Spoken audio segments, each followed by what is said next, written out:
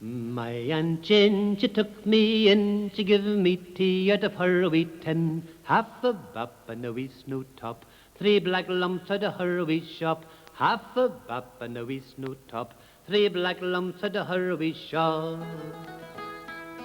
My Aunt Jane, she's awful smart, she bakes wee rings and an apple tart, and when Halloween comes round, for dance that tart I'm always bound. And when Halloween comes round, for dance that tart I'm always bound. My Aunt Jane has a bell on the door, a white stone step and a tin spread floor, candy apples, hard green pears, conversation lozenges, candy apples, hard green pears, conversation lozenges. My Aunt Jane, she took me in, she give me tea out of her wee tin, half a bap and a wee snoot top, 3 black lumps out of her wee shop, half a bap and a wee snoot top, 3 black lumps out of her wee shop.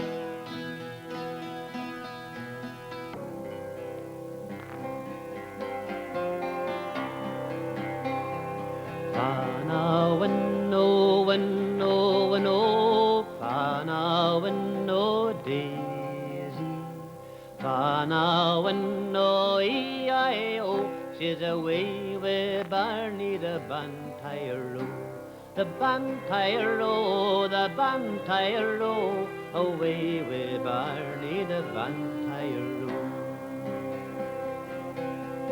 A for apple, P for pear, I love the girl with the long yellow hair.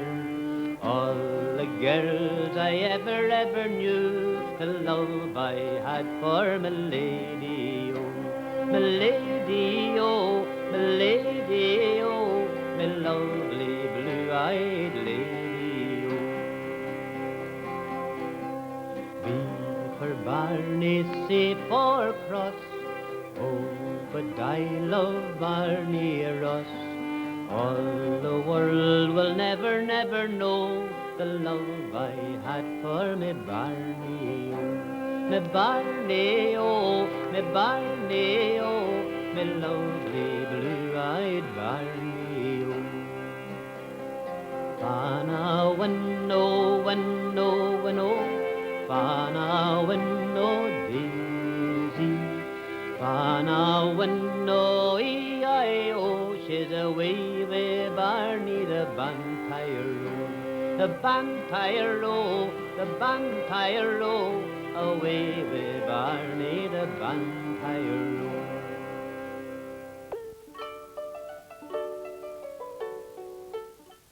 I was educated at Arttist School, Cliftonbargownie, and very often my drawings were put up as an example to other children.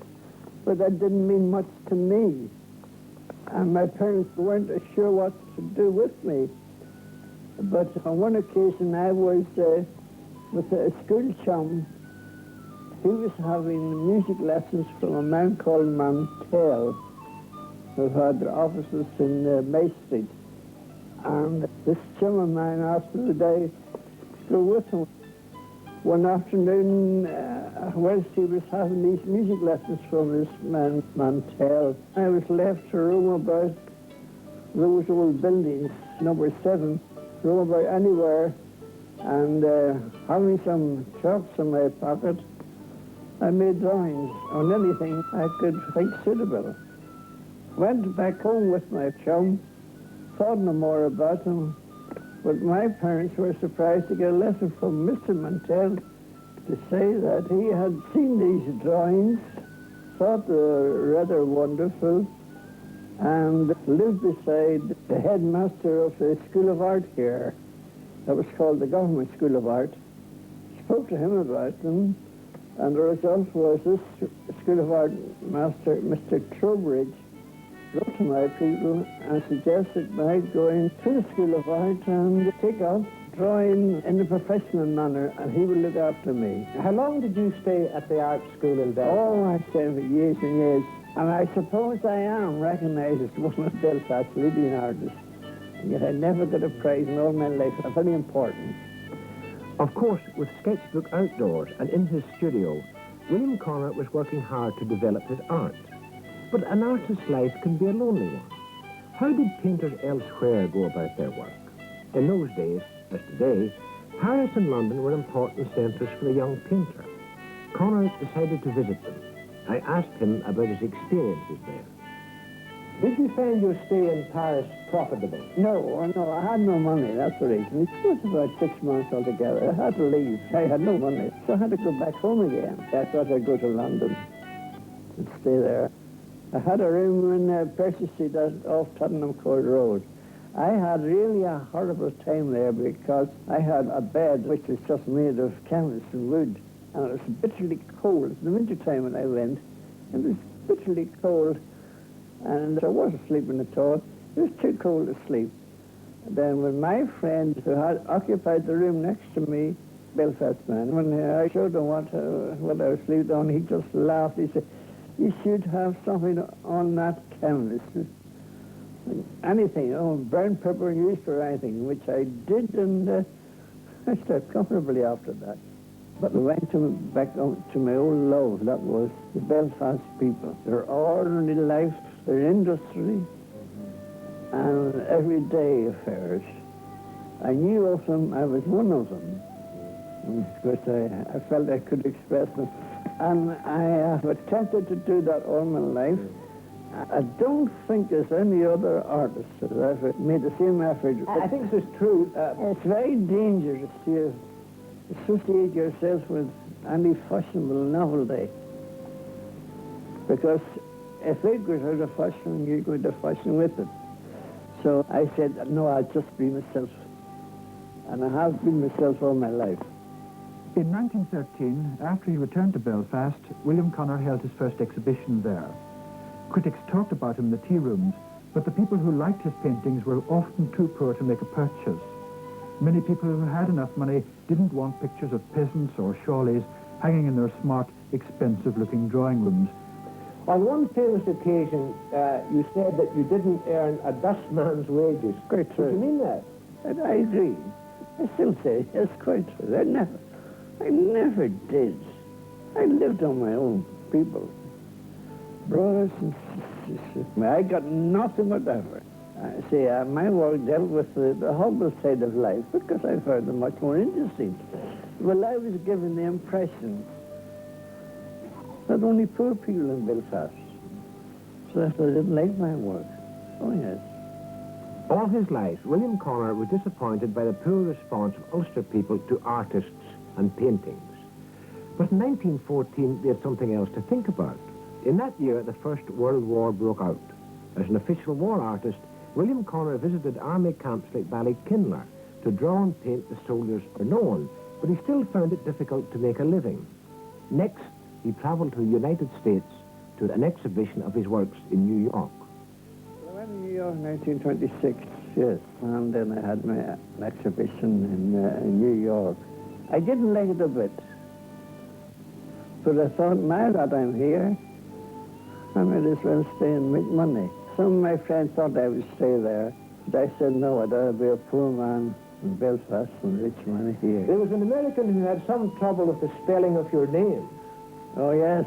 I think he's of Irish extraction. He said to me, how is it you spell your name with one N, whereas it's usually spelled with two? Oh, well, I had no good reasons at all. I didn't know. And, I just said, I suppose some of my ancestors found some difficulty in making the two ends meet, so drop one. Because the press got that, and they thought that made a good story, yes. What he had seen of great cities hadn't weakened his affection for his native city and his fellow citizens. He returned to set them down in their day-to-day life, their work, their processions, their sport, or just standing about gossiping. But in those days, an artist seen working in the streets of Belfast was much more uncommon than it would be today. So William Conor had to be, well, resourceful to catch his neighbours in their natural movements and activities. See, my method at that time was, when I was very young, was to put on a cloth cap, dirty, shabby clothes, go out into the streets with a newspaper in my pocket, and in that newspaper, loose leaves of my sketchbook. And if I saw anything interesting in my wandering around, I was just leaning back against a lamppost or a wall and take out my newspaper and make a sketch away, and people would take no notice of me. They think this man was reading the latest sporting results or something like that. But I have hundreds and hundreds of these sketches that I think are most interesting at the present time.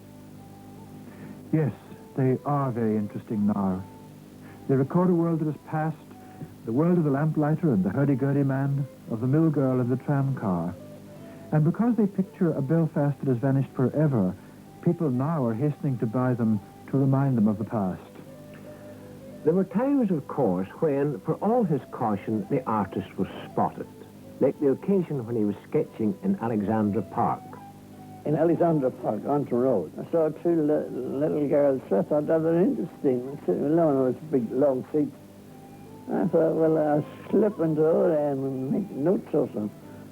My usual method. But I was very much afraid here when I say, Maggie, look at this old cord. Making sketches of us, he thinks we don't know. Because I slipped away after that. Things like that, you know, are really funny, but there are other stories too I could tell you, but they couldn't be defeated. Conor's work, of course, is very individual, very, very easily recognized. You can tell his paintings by his choice of colors, by his preference for russets, gentle greens and browns.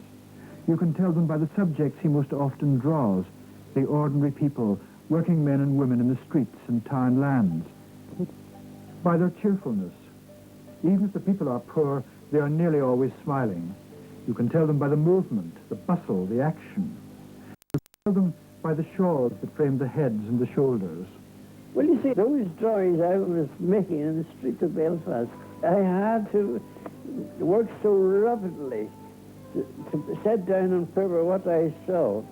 And in that way, I created a style that was personal to myself. There's a dignity in the sweep of the shawl or the skirt. Well, see, that's the trouble about today.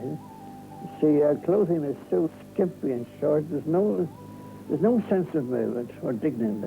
And the movement of soft drapery, you couldn't visualize or imagine a lovely figure underneath.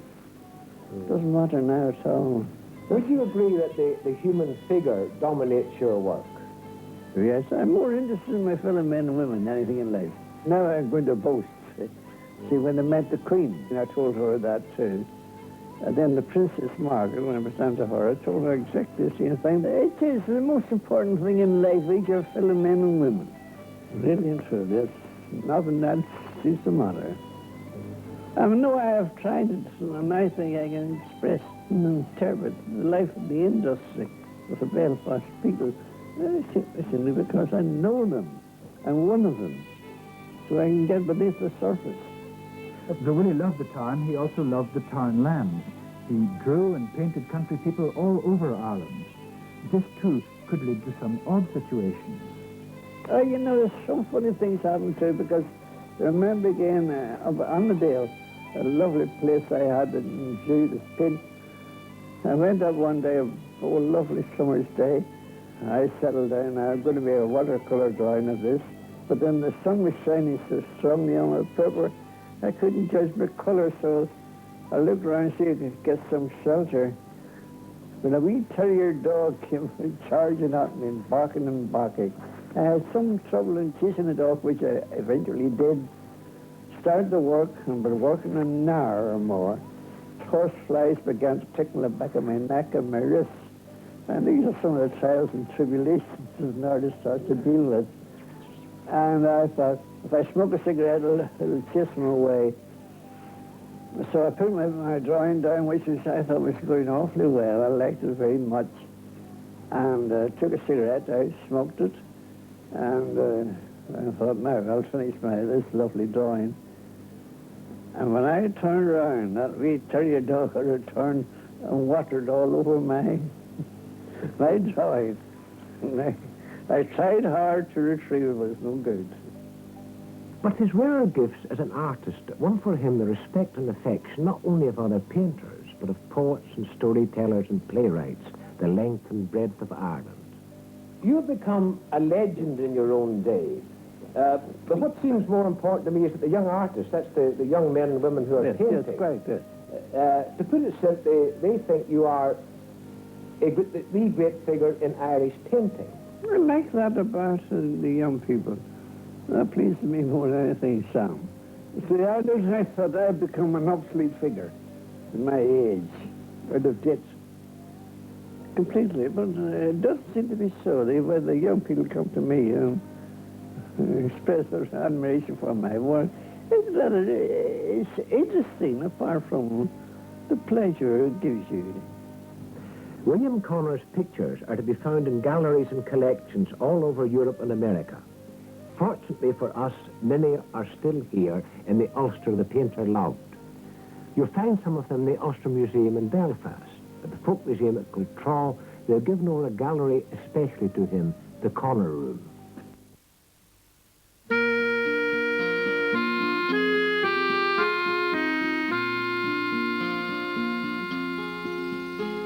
Of all the places I have been, there's only one to fill my dreams.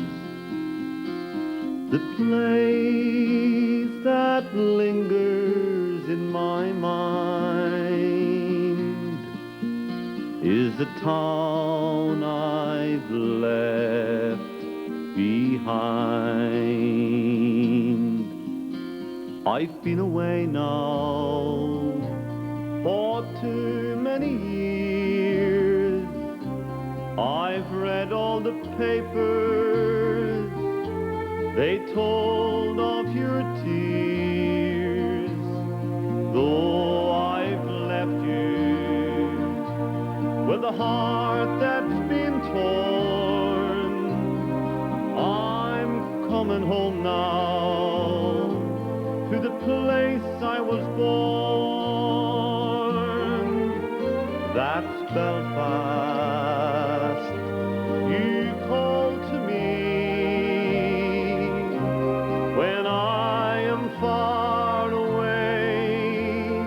I think of thee, your black mountain, Cape Hill City Hall, Shaw's Bridge, River Lagan. I'm going home to them all.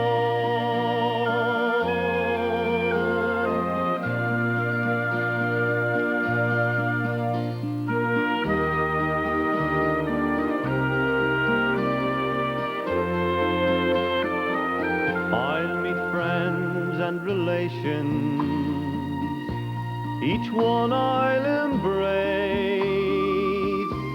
We'll pass round the pictures which time can erase, and it won't be long now till I see them all.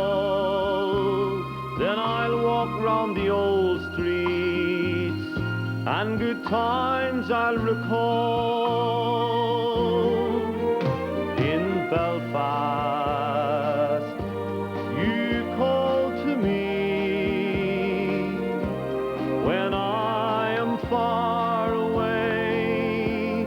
I think of thee, your black mountain, Cape Hill City Hall, Shaw's Bridge, River Lagan. I'm going home to them all.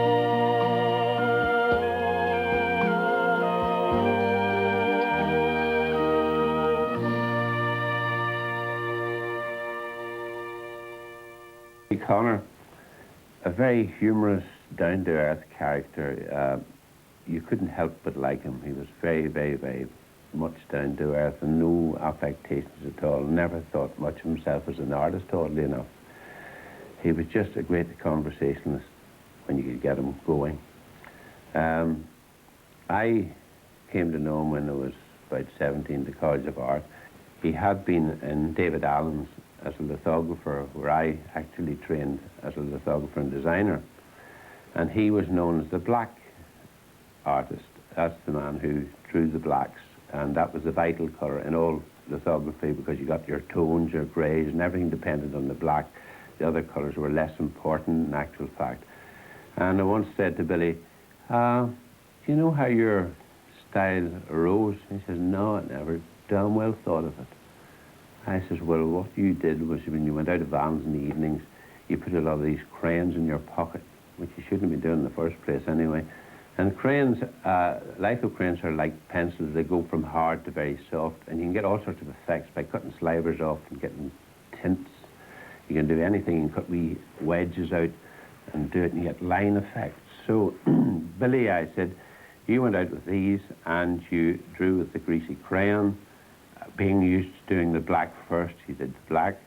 Maybe it was a landscape, maybe it was figures, and then you put the watercolour on, and the crayon rejected the water, and you got that particular effect that the Conors are famous for. The interesting thing about his conversation was that I never remember Willie Conor talking about art. And that's a very strange thing, you may say, because after all, he was an artist, and his whole life centred on art. But he had this curious capacity never to want to talk about artistic theory. And of course, there was lots of artistic theory in the air at the time. Rather than speak of theory, William Conor kept on painting the world as he saw it.